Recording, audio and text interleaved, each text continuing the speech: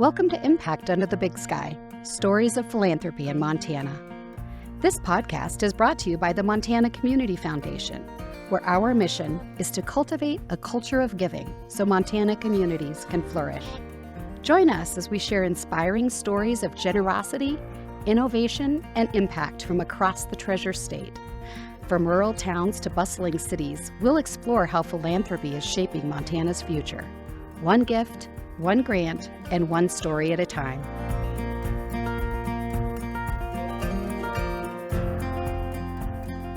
Hello, everyone. I'm Heather Rose with the Montana Community Foundation.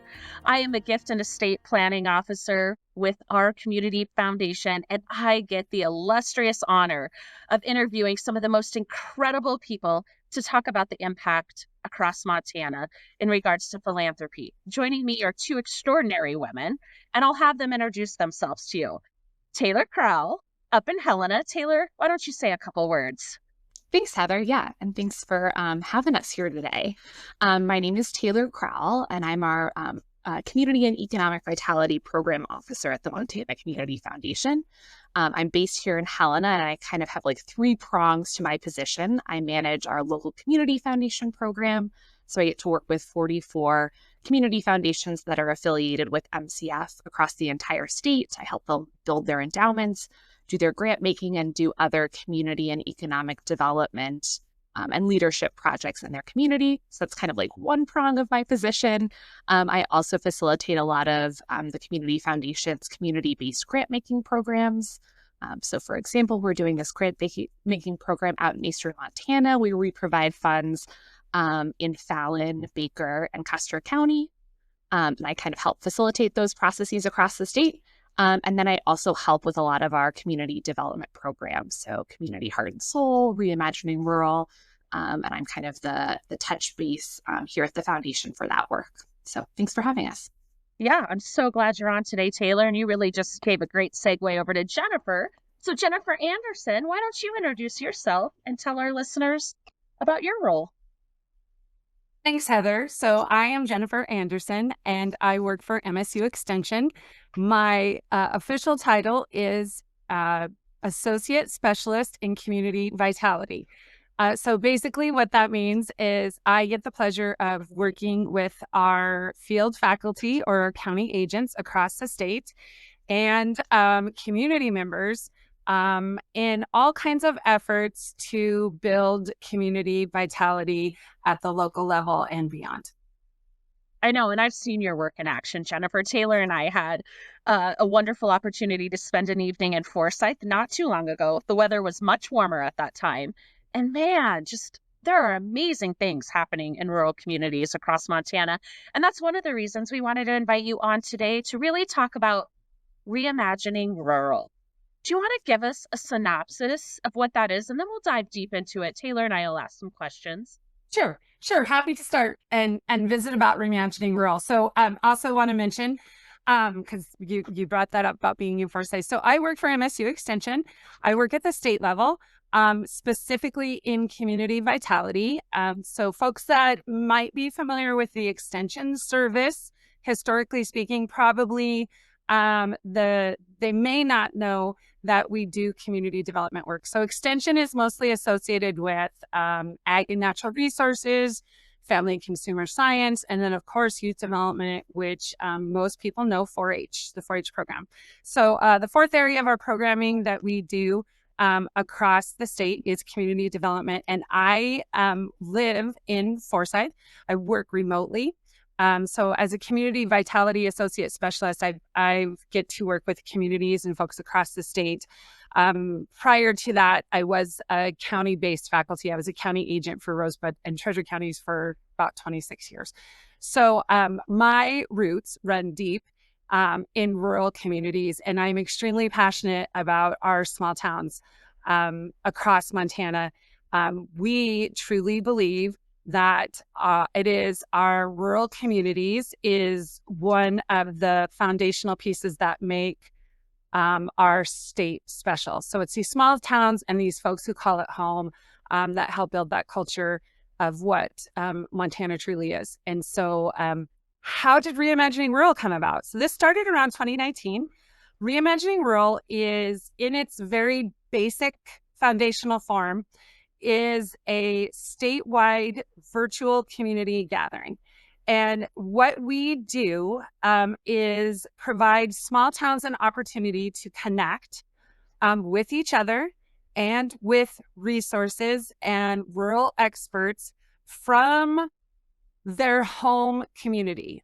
So the best way to describe it is kind of a watch party, a satellite party. So we get communities to join in, sign up, and then the local community coordinator gathers stakeholders, gathers their community members to a central location, and they tune in and listen to a rural expert and also hear from small towns that have been successful across the state. So it's very simple in form. We have 3 nights. They run 6 to 8 p.m. Each session. Part of it is rural expert, part of it is small town success story. And then a good chunk of the time is spent for the community to have a local conversation and just kind of talk about, what did we just hear and how does it affect us? And what are some of the things that we can do to move our own community forward? So that's primarily what it is. It started with this idea and knowledge that our rural communities matter, and there was not a lot of programming or help available to our small towns. And so at the extension at the state level, we made the decision that we really want to do something that's going to help our small towns move forward. And Jennifer, the timing couldn't have been better. You talk about this starting in 2019, and then we all know what came after that, right? We faced a pandemic across the nation and within our own states and communities. And so as a rural community, you already feel isolated and disconnected. But this has, I think, given a lot of community within community and connectivity across the state, and also just innovative and creative ideas. And someone who lives in rural Montana myself, I'm in Pony, and I split my time between Harrison and Ennis. I've been able to attend these satellite parties and sit in the Ennis Library and listen to the conversations, but also see the talent and the resources bubbling up in these conversations. And folks really start to have these aha moments. And then that knowledge is shared. And I think that is what is so, just inspiring about the format that you said is simple, but really powerful. Would you agree, Taylor? Like what you've seen? Yeah, I agree. At this point, and Jennifer, you should correct me if my numbers are wrong, but I think 53 communities have been through the program, another 14 this year in 2025.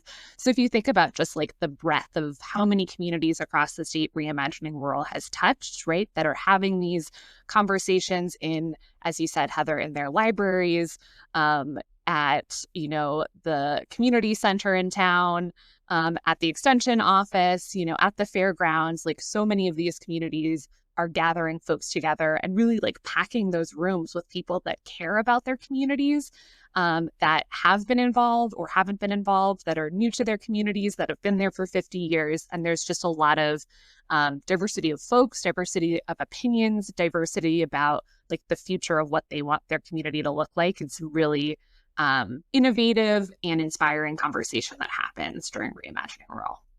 Absolutely. And Jennifer, just touching on what Taylor said, as you've looked back on the history of Reimagining Rural, what highlights or projects, things really stand out to you where you're like, gosh, that made a difference, or I'm seeing that live out in this community? So a great question. So the premise of the foundational premise of Reimagining Rural was in the knowledge that we knew folks who, every small town has people who care about their community and they want the best for it. What we know for sure is that rural capacity is probably the number one issue, biggest challenge facing our small towns. They have passionate people who have great ideas, who have tremendous love for their town, but they just don't have a lot of leadership skills or time. These people have other jobs. So one of the challenges we know is that there are not paid professional community development people in small towns. So how do you work around that? So that was one of the reasons why we needed to do it virtually and bring it bring the program to the people where they're at. So they could meet at the fairgrounds or the community center or the senior center or wherever it may be. But getting back to your question, we have seen some tremendous results from this program, and it shocked us a little bit because when we started, we just had this big idea of like, let's throw something together, let's bring it out to the people, let's give our small towns something to get excited about. And they, kudos to the communities that stepped up and the rural folks who stepped up, because they turned it in Reimagining Rural into something that was bigger than we could have possibly imagined. So we've done some evaluation work here recently with a grad student. And one of the things that we know for sure that we've seen probably most definitely across the board is the building of social connection. And so probably most prevalently, what we have seen is that social capital being built. So, and when we talk about social capital, what we mean is relationship building within the community, from community to community and community to outside resources. So number one, that increase of awareness of resources available and building those social connections. What we hear over and over again is, if Shoto can do it, Baker can do it too. Or if Winnet can do it, Big Timber can do it. And there's so much truth in that. Each community is unique. And at the same time, there is so much more that we share in commonalities. And so there is no point of reinventing the wheel when we talk about rural community development. So let's learn from each other. Let's share. Let's build these relationships. Let's learn from each other. We are all in this together. And I think Reimagining Rural has done a great job at that. Beyond that, we've seen some fantastic programs. Broadus is a tremendous example, and they're going to be one of the communities featured during this upcoming series. Broadus was a participant and have done some great work. We also really promote starting small for communities, like start small. We call it low-hanging fruit. Start with the things that you know you can accomplish and move up, spiral up from that. And for Broadus, they are one of the pilot tourism grant communities. So they just received $2.5 million. And so huge amount of money coming into their small town that they are putting into action. So that's a great example. Baker is another tremendous example. And Vaughn Zenko, he wears many roles, but I'm a Southeast Montana girl. So I always say this, he is the voice of the Baker Spartans, but because he was in radio. Anyway, they opened up a child care facility.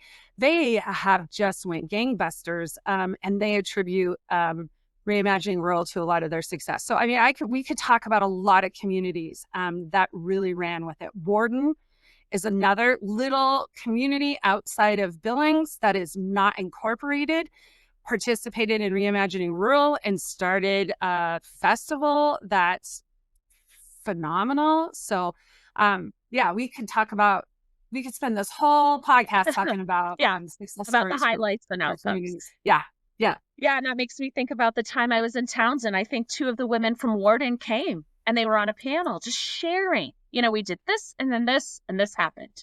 And you could see everyone going, to your point, well, we could do that. We could do that. And so I think of it like as a recipe card, right? Like the ingredients are similar, but each person, maybe you want nuts, maybe you don't. So in your community, you get to add something to it, but the overall concepts are there. And then with folks like you, Jennifer and Taylor, that really just help provide framework and systems. I mean, the big sky's the limit here. We get to do all kinds of incredible things. So Taylor, maybe speak a little bit about like how this works with MCF and what the Montana Community Foundation does to interface with community programs like Reimagining Rural. Yeah, that's a great question, Heather. I think a lot of it builds off of kind of what Jennifer was talking about. So with kind of like the mainstay or the main part of the Reimagining Rural program, right? These virtual sessions that communities gather together over the course of 3 nights. We help and we provide some of like the planning efforts behind that. Reimagining Rural is like really housed within MSU Extension, and Jennifer and Tara and the rest of their team, I think, are really kind of like the fire behind these efforts. But we are a helpful brainstorming partner when it comes to planning those sessions. And then we also provide just some funding to make it possible, right? So we provide a small grant that allows the communities to offset some of the costs of even hosting these sessions, right? Like bringing people together, providing food for them to gather and make that gathering more impactful. So we provide that kind of small grant. And then at the end of those 3 nights together, right, there's all of these projects that that the community has been talking about. And to Jennifer's point, like all of the communities are at slightly different spots, right? Like there are communities like Forsyth that have been going and attending Reimagining Rural for a number of years. And so they're talking about these larger projects. And then you have communities that have never been through the program and that hear about what's being done in Baker or Roundup or Shodo. And they're like, hey, like we have a group of volunteers and folks that have maybe never written a grant or never done a community project, but we're interested in doing a mural downtown. And so at the end of those 3 nights of discussions, the Montana Community Foundation also provides a seed grant, is what we call it. And it's really to implement one of the projects, whether it's big or small, that comes out of Reimagining Rural. And so our seed grants tend to be around like $1,500 to $2,000, like somewhat minimal, but they funded a variety of projects, both big and small across Montana. So murals, the start of a different community foundation, the start of a nonprofit that's really housing all of these downtown revitalization efforts. In Roundup, we provided the first $2,000 that went into their Welcome Plaza on Main Street. So they had an empty lot kind of at the main intersection in Roundup that had just been sitting vacant for many years. Through these discussions in Reimagining Rural, they were like, hey, we really want that to be this like welcome plaza or kind of like mini park to tell folks about our community, to welcome them into our community. And they took that $2,000, got a grant, got actually 2 grants from the Department of Commerce. It changed, all of a sudden that $2,000 became like a $400,000 project. I think $100,000 plus put in by the community in kind, like donations and their own kind of like blood, sweat, and tears, but really transformed kind of downtown and Roundup. So we're really proud of those small and large projects that we've been able to fund via the seed grants. And then the only other thing that I would mention too is it just really feels like Reimagining Rural has sprouted into more than just these 3 evening discussions, right? Like we've helped MSU Extension with this Reimagining Rural gathering that we did down in Townsend that was really more geared towards like other funders and policymakers and partners to think about kind of what Jennifer was talking to earlier, like these rural communities, small towns are the heartbeat of Montana. And as funders, right, like we know on a national scale, I think it's like 7% of philanthropic dollars goes to rural communities, so pretty small chunk. So how do we collectively think about playing a larger role in supporting our rural communities and small towns? Yeah, it's a critical conversation and one where we're seeing positive gains. I just think this flywheel, right, of good stuff, this momentum is building. We're seeing people intentionally move to rural communities to start businesses, to start families, to continue a legacy. And I think that's a shift, in these recent years. So I love that there's programs and services to come along and support that. Jennifer, real quick, for anyone who's listening and they maybe weren't aware of this opportunity and they're thinking, I want my community to be involved. What do I got to do? Like, what would you say? Great question. So we're getting started. We're gearing up for the 2025 series, which is going to happen February 4th, 11th, and 18th. So we have, as Taylor said, we have 14 communities signed up. I am now hearing from other communities. So I would say if you're interested in doing something, just reach out, contact one of us, myself or my coworker, Tara Mastel, or even Taylor at MCF. If you've got a local community foundation and you want to know how to get involved, first step would be to reach out, contact one of us.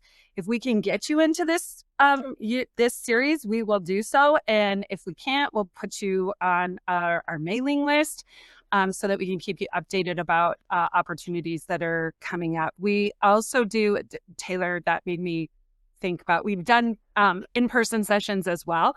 So we've had 2 statewide gatherings where the focus was on professionals who do work in community development in some realm.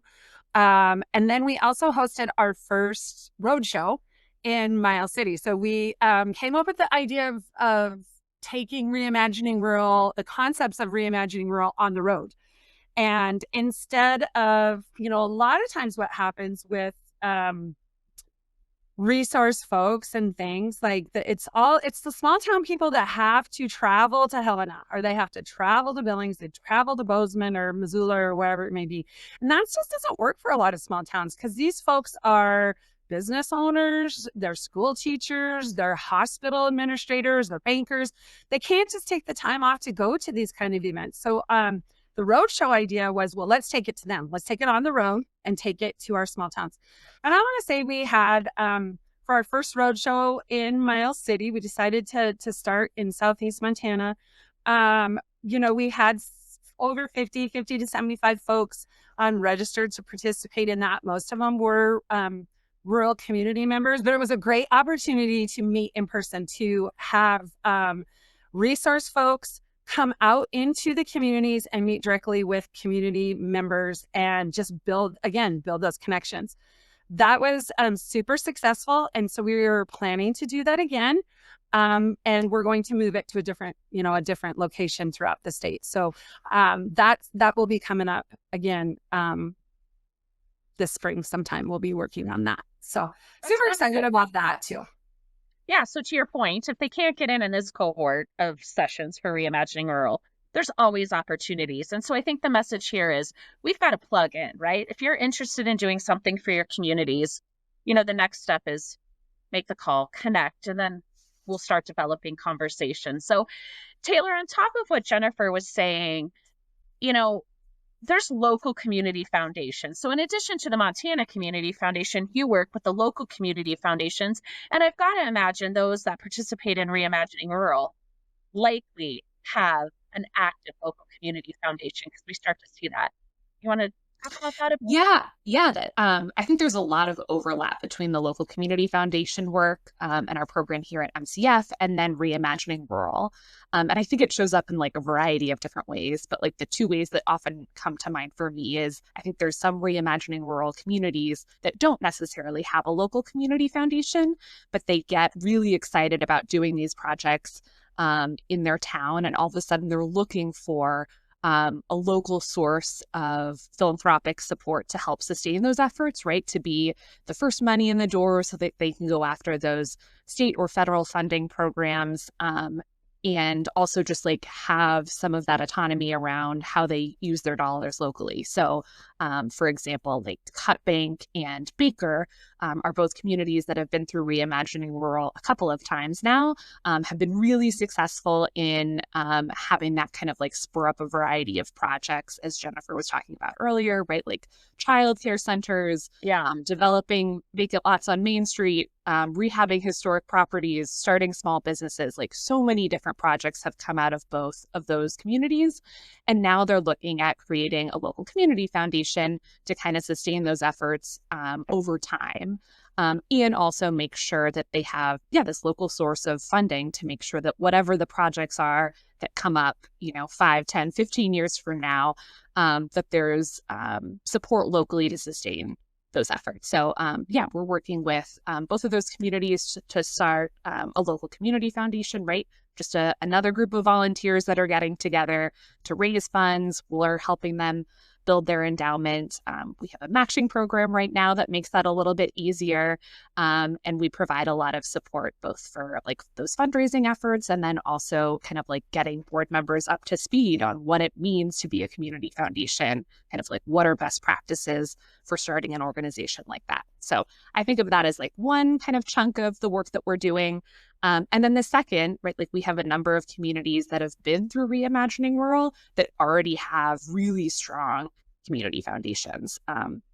Forsyth, Broadus come to mind kind of in that realm, right? Like they are plugging away on projects and they're lucky enough where folks that have lived in those communities 10, 15, 20 years ago knew that it would be helpful and important to create a community foundation. So they all of a sudden or already have kind of a nice pot of funding to sustain those efforts. So in Forsyth, right, like there's a nonprofit, Forever Forsyth, that has kind of grown out of their Reimagining Rural efforts that's really championing so many projects downtown, one of which is a downtown master plan. And the Community Foundation of Northern Rosebud County gave them kind of their largest grant this past year to really move that project forward and help pay for that downtown master plan. So yeah, oftentimes we see community foundations kind of like funding or providing the first funds in to be able to match to get those projects kind of off the ground, but a great form of support. And Jennifer has been so involved in both, so could probably speak to that even more than I could. Yeah, that's why Foresight is just a shining example of so many things, Jennifer. Like, you do it all so well over there.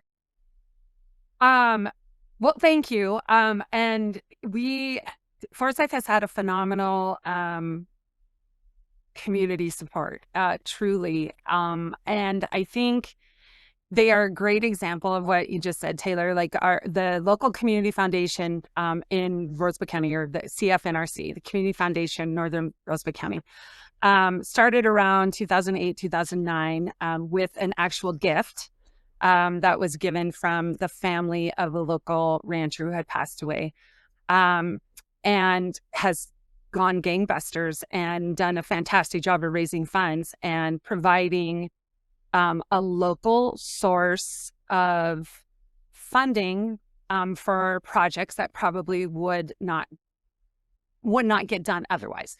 And I think that's true for every community. It's not just Forsyth. So if I would say like that, that is probably where my relationship personally and when I was working at the county level started with Montana Community Foundation. And I love MCF, and everywhere I go, I will talk about MCF for that reason.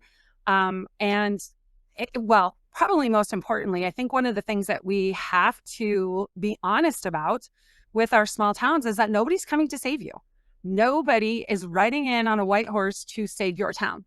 Nobody cares about your town like you do. So you have to invest into it, not just financially, but with your time, with your resources, your energy. If you love your town, you've got to demonstrate that love somehow. And one of the best things that you can do is create a local community foundation, because it's going to be there forever.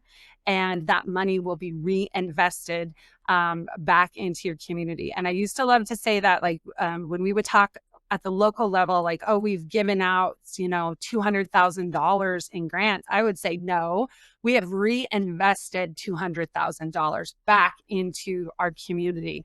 I mean, it's just so incredibly important. We are very, very thankful to have Montana Community Foundation as such a tremendous partner on the local level, and then also at the state level too. It is a tremendous asset that we have.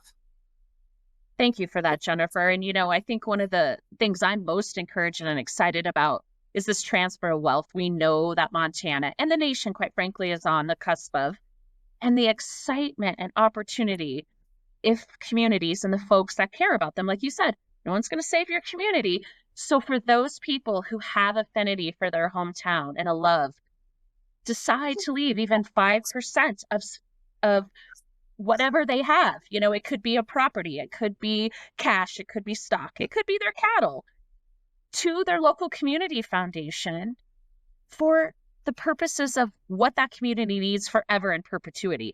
Like, I get goosebumps thinking about that, Jennifer. And like you said, we get to write the stories. Those of us that live in these communities, we get to author what that's going to look like. And with women like you and Taylor, I mean, goodness gracious, I can't wait to see what that story is going to be in 5 years, 10 years, and 15, and get to see the impact of the work in these programs. Do you guys, before we part and wrap up, do you have anything else you want to add?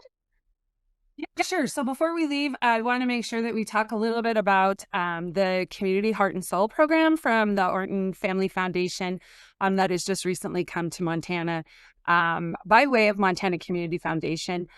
This is another resource and an excellent opportunity for our small towns to really get engaged and have conversations and do some planning and get inspired. And do some great work. And this would not have happened or be possible without MCF's leadership on this. So we're really excited to be working with MCF on this project as well.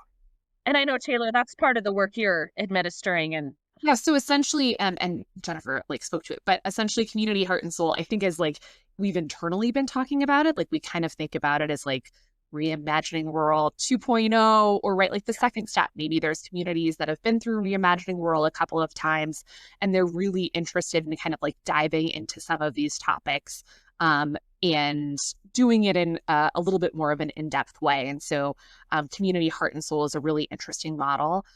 It's a national model that's been implemented in over 125 communities across the U.S. It's done by this national organization called Heart and Soul, formerly the Orton Family Foundation, that really piloted it in Vermont, and it is now kind of catching like wildfire all across the U.S. There's how many of us now? 5 or 6 of us in Montana that are trained as Community Heart and Soul coaches. So a couple of us here at the Montana Community Foundation, a couple at MSU Extension, and then another at the West Yellowstone Foundation. And we are piloting this program in Montana. So this past spring, after Reimagining Rural in 2024, we worked with 5 communities that were interested in kind of just testing the waters, learning about what Community Heart and Soul is all about. We walked them through kind of this getting started process. So really looking at what Heart and Soul is. And it's essentially a resident driven community development process where folks in the community are really thinking about what matters most to them, what they love about their town, and what future they want for it, right? So picking up a lot of the discussions that they have in Reimagining Rural, but with a little bit more of a in-depth frame, because it happens over this entire 2-year process for the full Community Heart and Soul process. So we worked with 5 communities that were kind of interested in exploring this model. And then just this past winter, a month and a half ago, we chose 3 communities to kind of launch the full Community Heart and Soul process in. So Boulder, Havre, and Broadus, all communities that have been through Reimagining Rural. And so each of us are coaching a different one and kind of diving into some of this a little bit more in depth that, as Jennifer mentioned, it just it coincides so well with so many different things, right? Broadus has this going on, Community Heart and Soul, and the Pilot Communities Tourism Grant Program, and a local community foundation, and same for Havre and same for Boulder. And so I think we're just seeing kind of across Montana these small towns that have this really interesting ecosystem of community development projects that work well in tandem. And now are connected to other communities that are doing the same thing. So they're not having to reinvent the wheel. And I think from all of us in the community development world, I think we're working really well together. Kind of aside from, and we can cut this piece out if this is irrelevant, but aside from all of this great work that we're doing in community, I think it's led to this really nice organic working relationship with MSU Extension and the Montana Nonprofit Association. All of a sudden, I don't think we're doing work kind of in our own bubbles, but we're really being collaborative in our efforts and working well with state and federal agencies and kind of figuring out how do we all work collaboratively together to be better partners for these small towns across Montana. Yeah, those organic benefits that just come through this are sometimes hard to measure, but you feel it, you see it, you sense it, and you guys are experiencing it, and the communities are better for it. So that's just tremendous. We covered a lot of material today. First and foremost, you guys must be exhausted with all you're doing. Montana's a big state, but it's so energizing, right? Like to just get to see the seeds and everything bear fruit and to watch our state benefit. So special thanks to you both for the work you do and for the things you give back to our state to make it a wonderful place to call home. So signing off, Taylor, Jennifer, if you have anything else to say, great. If not, we hope to get updated down the road on some more initiatives you're working on. Yeah, I don't think I have anything else to add, but just would emphasize like what you said, Heather, like this is really exciting work. If you're a community that wants to be involved, please reach out. If you're a funder that wants to be involved, please reach out. Like this is, just a really interesting time to be doing rural community development work in Montana. Well said, Taylor. I just agree. I just want to say thank you for having me on. Thanks for promoting the great work that we're doing. And as always, thank you for partnering with us because it would be a lot more difficult to do the work that we do at MSU Extension without the great support from Montana Community Foundation. Thank you for listening to Impact Under the Big Sky, Stories of Philanthropy in Montana, a podcast from the Montana Community Foundation. This has been a Social Flicks podcast studio production, and our podcast was written and produced by Rebecca Connors. A video version of this podcast is available on MCF's YouTube channel and on our website at mtcf.org. Stay connected with MCF by following at Montana Community Foundation on Instagram, Facebook, and YouTube. Special thanks to our listeners and supporters for helping us share the stories that impact our community. Join us next time as we continue to explore the heart of philanthropy in Montana.